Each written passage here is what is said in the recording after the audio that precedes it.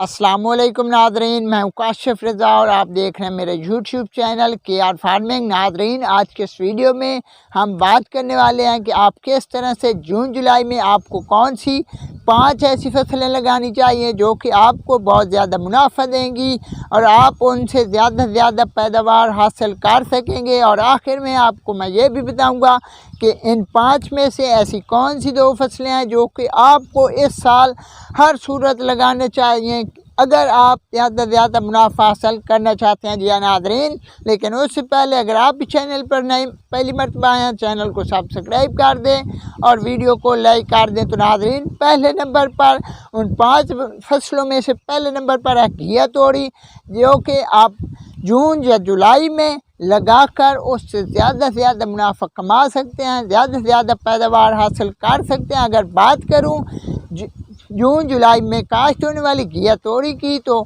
उसमें वायरस का अटैक काफ़ी ज़्यादा होता है और फ्रूट फ्लाई बहुत ज़्यादा किसानों को परेशान करती है, जिसकी वजह से अगर आप फ्रूट फ्लाई को कंट्रोल कर सकते हैं तो आपको मेरा मशवरा है कि घिया तोरी ज़रूर काश्त करनी चाहिए। दूसरे नंबर पर है भिंडी। जी हाँ नाज़रीन, अगर आप जून जुलाई में भिंडी काश्त करते हैं तो आप उससे ज़्यादा से ज़्यादा मुनाफा हासिल कर सकेंगे, ज़्यादा से ज़्यादा पैदावार हासिल करेंगे।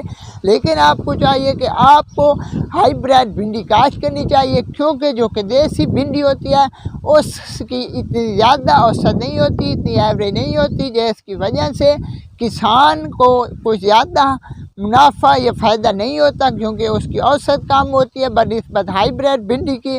तो मेरा मशवरा है कि हाईब्रिड भिंडी पर लगाएं और उससे आप ज़्यादा से ज़्यादा मुनाफा हासिल कर सकेंगे। तीसरे नंबर पर हम बात करें तो आपको तीसरे नंबर पर घिया कद्दू की फसल ज़रूर लगानी चाहिए। अगर आप घिया कद्दू की सब्ज़ी लगाते हैं तो आप इससे यकीनी तौर पर ज़्यादा से ज़्यादा मुनाफा हासिल कर सकेंगे, क्योंकि घिया कद्दू की सब्ज़ी एक ऐसी वैध फसल है जिसको ज़्यादा स्प्रे भी नहीं करने पड़ते और ज़्यादा उस पर वायरस का अटैक भी नहीं होता। जी हाँ नाज़रीन, आप अगर चाहें तो 15 से 20 दिन के बाद उस पर कोई भी फंजीसाइड का स्प्रे कर सकते हैं थ्रिप्स वगैरह के लिए, लेकिन इससे अलावा कोई भी इस पर के खास स्प्रे नहीं किए जाते।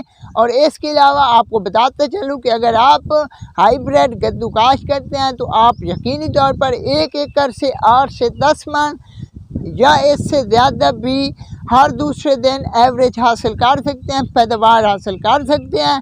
या नाज़रीन, अगर आप घिया कद्दू लगाना चाहते हैं तो मेरा आपको मशवरा है कि आप अपने इलाके की मुनासिबत से, अगर आपके इलाके में घिया कद्दू पसंद किया जाता है घिया कद्दू लगाएं।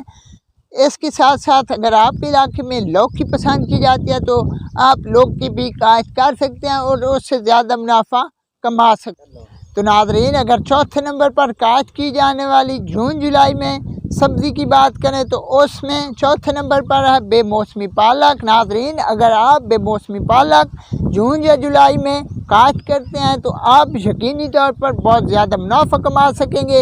इसके लिए आपको कोई भी खास बीज नहीं चाहिए, क्योंकि इसका हाईब्रिड बीज नहीं होता। अगर आपको कोई दुकानदार कहता है कि आप हाईब्रिड बीज लगाएं, इतने पैसों में मैं तुम्हें हाईब्रिड बीज देता हूं, तो वो झूठ बोल रहा है, क्योंकि पालक का एक ही बीज होता है, वो देसी बीज होता है। अगर आप पालक काश्त करना चाहते हैं तो आपके लिए बेहतरीन मौका है कि आप जून जुलाई में पालक काश्त करें और अगस्त तक उससे आप पैदावार हासिल कर सकेंगे और यकीनी तौर पर आप ज़्यादा से ज़्यादा मुनाफा कमा सकेंगे। अगर पिछले साल की बात करूं पालक के वाले से कि किस तरह से रही, तो मंडी में पिछले साल का जो जून जुलाई में काश्त होने वाली पालक के रेट थे वो 60 से 70 रुपये पर गुत्थी के हिसाब के थे, जो कि आधा किलो पर मुश्तमिल होती है। जी नाज़रीन, अगर आप पालक काश्त करते हैं तो आप यकीनी तौर पर ज़्यादा से ज़्यादा मुनाफा हासिल कर सकेंगे। नाज़रीन, अगर 5वें नंबर पर काश्त होने वाली सब्ज़ी की बात करें, फसल की बात करें, तो 5वें नंबर पर जून जुलाई में काश्त होने वाली सब्ज़ी गोभी है। जी नाज़रीन, अगर आप भी जून जुलाई में गोभी काश्त करते हैं तो आप यकीनी तौर पर बेहतरीन मुनाफा कमा सकते हैं, क्योंकि ये एक रिस्क की फसल है। जी नाज़रीन, अगर आप किसी ठंडे इलाके में, आपका किसी ठंडे इलाके से ताल्लुक़ है, तो आपको चाहिए कि आप गोभी लाजमी लगाएं और उससे ज़्यादा से ज़्यादा मुनाफा कमाएं, क्योंकि आगे आने वाले दिनों में जुलाई के शुरू में, क्योंकि मानसून का आगाज़ हो जाता है, मानसून के फ़ौरन बाद अगर आप गोभी की पनेरी शिफ्ट कर देते हैं अपने खेतों के अंदर, तो आप उससे ज़्यादा से ज़्यादा मुनाफा कमा सकेंगे। क्योंकि अगर आप गोभी काश्त करते हैं तो अगर मैं पिछले साल के रेट्स की बात करें तो पिछले साल जो कि गोभी के रेट थे वो तकरीबन 6 से 700 रुपये पर 5 केजी के हिसाब से थे, और वो बहुत ही अच्छे रेट थे। जी नाज़रीन, जो भी लोग जून जुलाई में गोभी काश्त करते हैं वो ज़्यादा से ज़्यादा मुनाफा कमाते हैं, ज़्यादा से ज़्यादा पैसे कमाते हैं। जी नाज़रीन,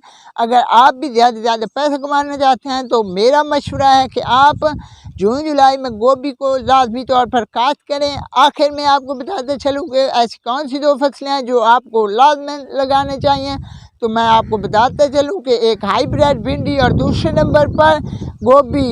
ये 2 ऐसी फसलें हैं जो कि आप अगर जून जुलाई में काश्त करते हैं तो इंशाल्लाह आप यकीनी तौर पर बहुत ज़्यादा मुनाफा कमा सकेंगे और अच्छी पैदावार हासिल कर सकेंगे। नाज़रीन, वीडियो अच्छी लगी है तो वीडियो को लाइक कर दें, चैनल को सब्सक्राइब नहीं किया चैनल को सब्सक्राइब कर दें। मुझे दीजिए अगली वीडियो तक इजाज़त।